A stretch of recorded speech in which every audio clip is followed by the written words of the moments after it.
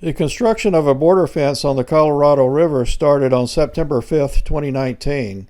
I was there on the 25th and 26th to take video for a progress update. This is the fence as it was on those days. I counted 110 bollard panels. At 8 feet per panel, that works out to 293 yards in 3 weeks. A report in the Arizona Republic newspaper states that this fence will be 5 miles long, but the gap here is at least 12 miles. No one was working on the fence either day that I was there. The reason may have been that rain and high winds were forecast. There was a pretty intense dust storm that kicked up on the 25th when I was there.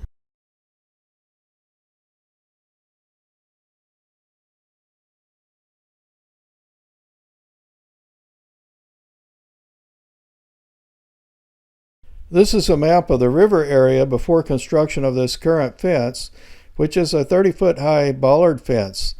The river runs roughly north to south between Andrade and Los Algodones in the north and San Luis Rio Colorado in the south.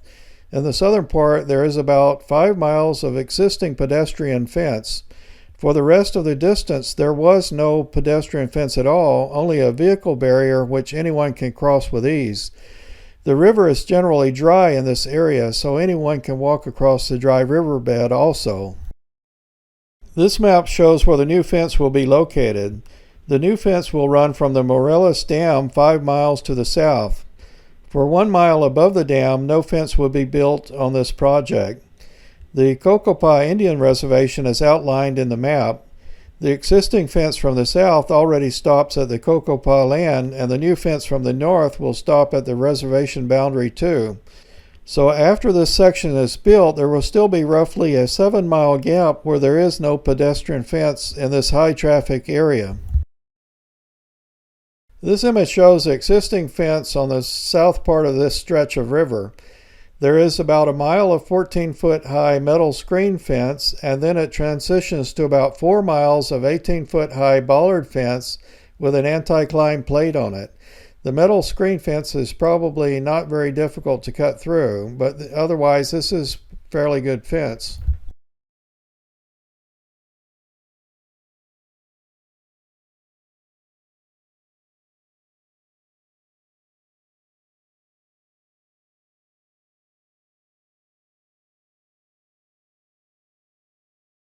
This is where the existing 18-foot bollard fence ends at the southern boundary of the reservation land.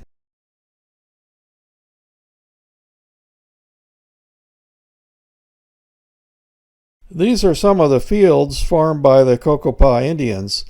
The border is up to a mile away at this point in the distance in this image. Agriculture is a major business in this area. I talked to the CBP spokesman for the Yuma sector, Vincent Dulesky. He confirmed that no fence is planned at this time on the reservation. He said there is no funding for it, and they are not discussing the possibility of building a pedestrian fence here at this time. This is, however, a sensitive political issue. The reservation is considered to be sovereign tribal territory. I don't believe the government has a right to condemn and take land for a fence. I'm pretty sure the tribe does not want to lose parts of their land or have it cut off by a fence. This could also be an issue for other reservations on the border. This is a stretch farther to the north. Here there is a vehicle barrier and the border is just a couple of 100 yards away.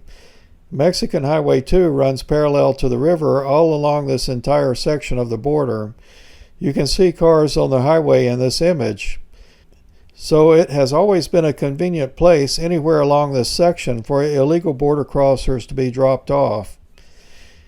In the video that follows this image, you see 6 to 8 illegal crossers that I happen to see being loaded up by the Border Patrol near the Morelos Dam, which is a popular place to cross.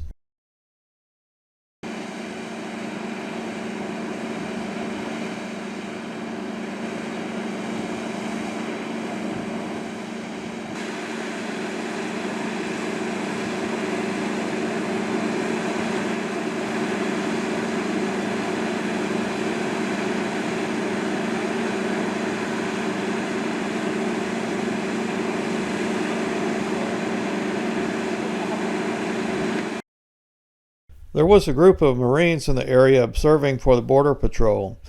They were carrying sidearms also, as you can see in this photo.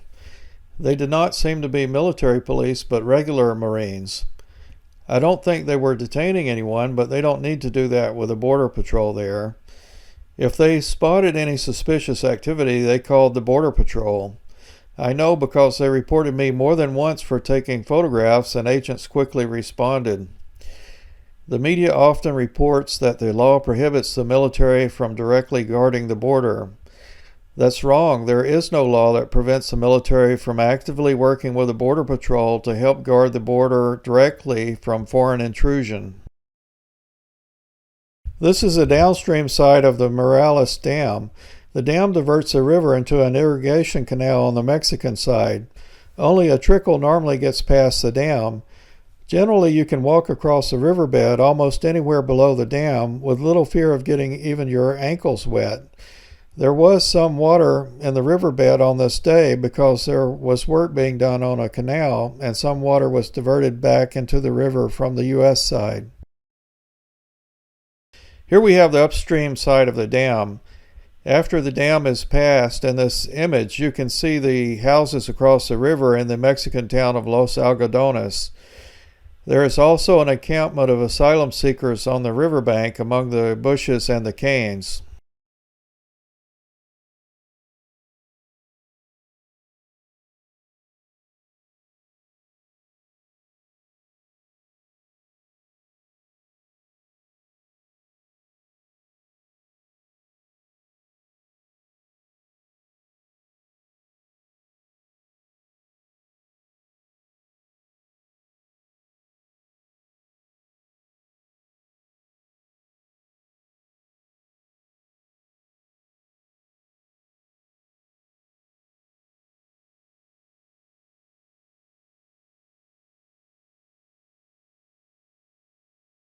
In case you missed it, this is a close-up of the encampment for asylum seekers. The Mexican townspeople of Los Algodones don't seem to approve of them, and that's thought to be the reason the encampment is on the riverbank rather than in town. The Yuma sector spokesperson also confirmed that no fence is planned for this 1-mile stretch north of the dam. In this video, a man apparently from Mexico is seen net fishing in the river above the dam. This just shows how shallow the water is even above the dam, not even waist deep.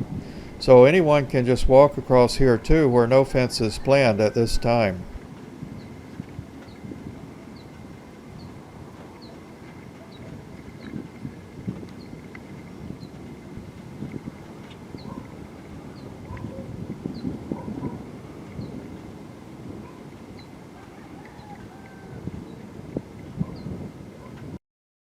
In this last image, you see an old landing mat fence on the other side of the river where both sides of the river become American territory again.